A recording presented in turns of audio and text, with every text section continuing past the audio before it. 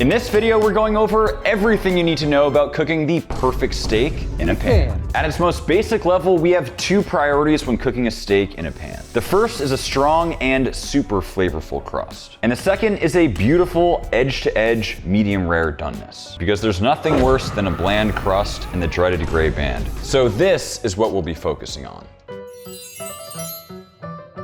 Step one is choosing the right steak, and by far the most important thing to look for is great marbling. In front of me, I have two New York strips. They are the exact same cut, but as you can see, look very different. Marbling is the white intramuscular fat you find inside of a steak. As you can see, the one on the left here has pretty much none of it, whereas the one on the right has significantly more. Marbling leads to way better tenderness and flavor, so anytime you're picking out a steak at the butcher shop, always choose the one that has the most marbling possible. Now let's talk about what cuts specifically you should choose from when pan-searing. Now it's important to choose from relatively tender steaks, with the most popular being what I call the Holy Trinity. We have the ribeye, the New York strip, and the tenderloin or filet mignon. The ribeye is going to have the most flavor, while the filet mignon is going to be the most tender, and that New York strip is somewhere in the middle. The key is that all of these perform extremely well using high heat cooking, which pan-searing is. You absolutely can pan-sear slightly less tender cuts, things like picanha, skirt steak, hanger, Denver, or in this case, flank.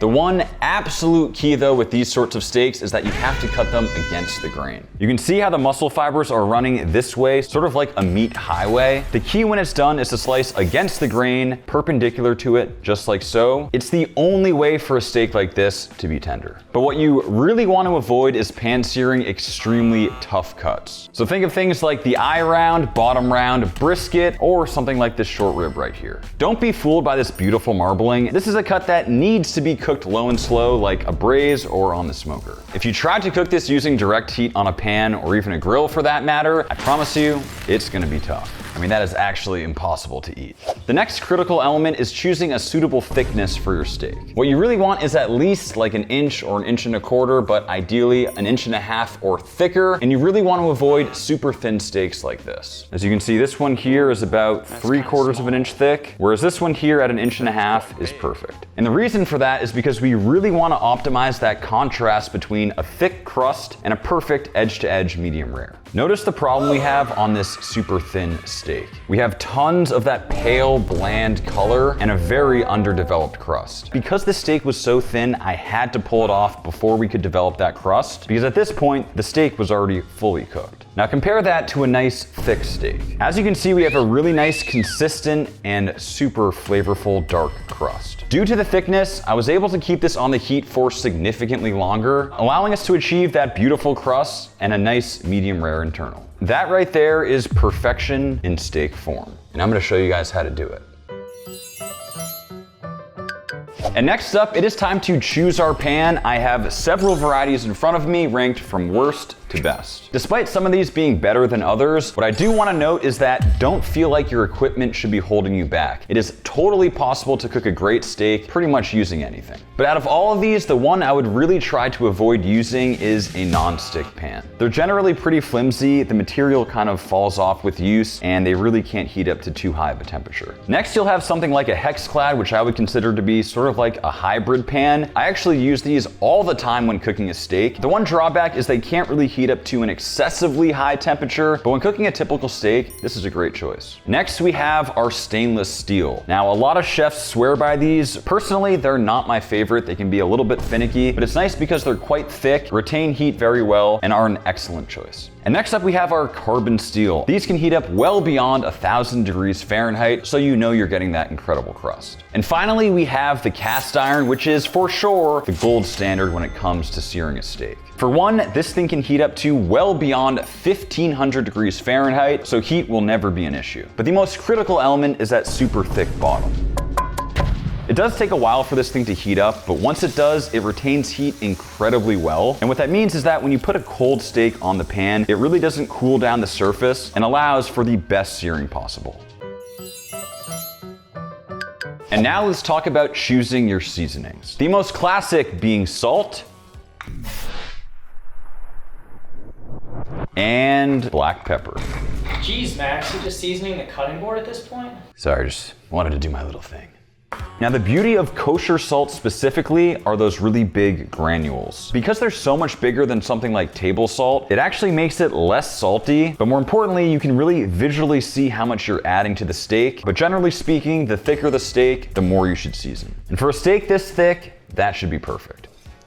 And when it comes to black pepper, there is actually some controversy. Now, some people swear by only adding the black pepper until after the steak is cooked. They say that it tends to burn. However, me personally, I've never really found pepper to burn like some other ingredients, and I really don't mind how it toasts up when cooked. But what about things like garlic powder or a delicious barbecue rub? The problem with extremely fine granules like garlic powder or with what you'll find in a barbecue rub is that they are very susceptible to burning. On top of that, most barbecue rubs have sugar, which is for sure a big no-no. And these issues come down to a process called the Maillard reaction. The Maillard reaction is when the steak itself is caramelizing. And the problem becomes that the seasonings you put on top of it often burn way quicker before that steak has time to caramelize. So the issue is that in our attempt to achieve that delicious and crusty Maillard reaction, we end up just burning the seasonings and ruining the whole thing. This crust right here is very different than the ideal mahogany Maillard reaction that we can achieve if done correctly.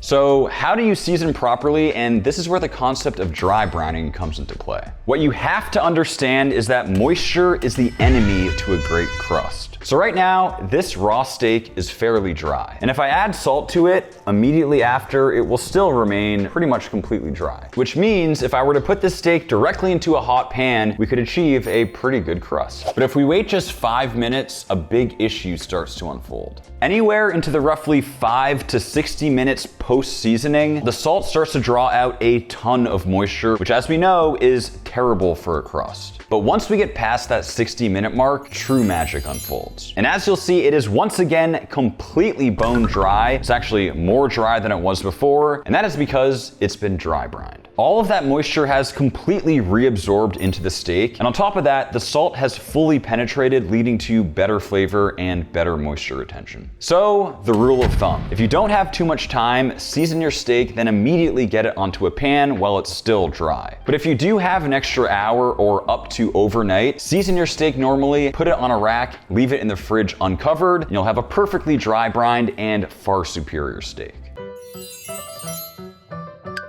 It is just about time to cook, but first we have to quickly touch on which oils to use when pan-searing. And the key here is using the highest smoke point possible, because this is extremely high heat cooking. And the smoke point is the temperature in which fats start to burn, creating unpleasant flavors. So believe it or not, butter is a terrible choice of fat to use when searing a steak. It has an extremely low smoke point of around 300 degrees Fahrenheit. Now compare that to the gold standard, aka something like avocado or grapeseed oil, where the smoke point is north of 500 or 550 Fahrenheit. So in general, things like avocado, grapeseed, ghee, peanut oil, even something like beef tallow are all the options you should be going for. You're gonna really wanna stay away from things like butter and olive oil, though have no fear because we will find a great use for this butter later on.